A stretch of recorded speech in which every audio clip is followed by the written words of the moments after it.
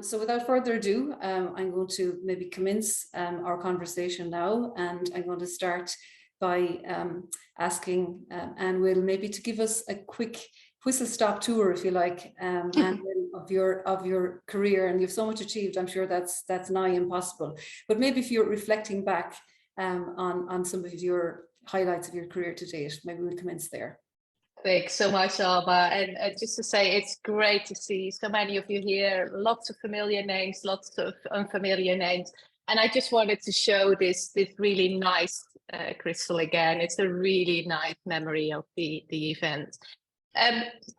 So onto my career. Well, I must admit that my early career was far from planned.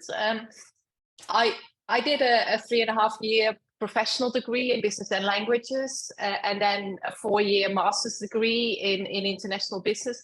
But after that, I still had no idea what I wanted to do.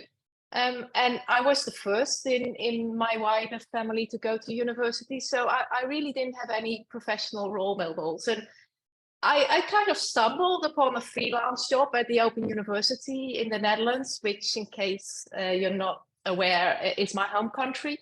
And that's also where I edited the first edition of my textbook in international HRM.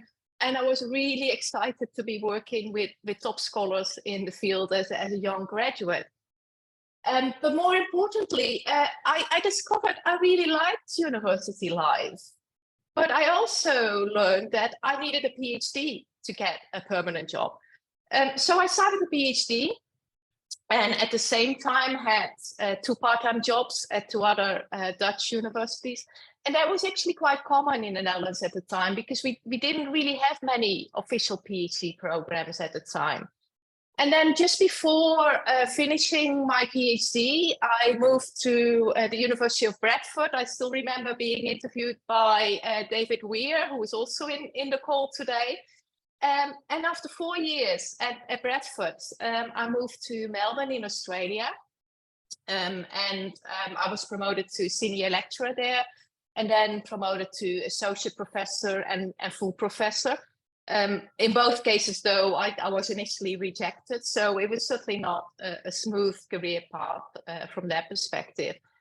And I guess in the last 30 years, I have been quite successful in my research and my teaching, but I think it's my leadership and service roles that have been most important for my impact in the field. And that's not just within universities, but even more so in the wider world of academia, because I have provided resources on my own website, parsing.com, since the late 1990s, starting actually only a few years after the internet became widespread in academia. So many academics in the audience might be familiar with the journal quality list or the publish or perish software. But 6 years ago, I also started a blog, and I try to blog weekly. And in 2020, I even started a YouTube channel. I never thought that would happen, but strange things have happened to all of us during the pandemic. And these activities, they're all shaping my current role at Middlesex University, where I have a major role in staff development and supporting early career researchers.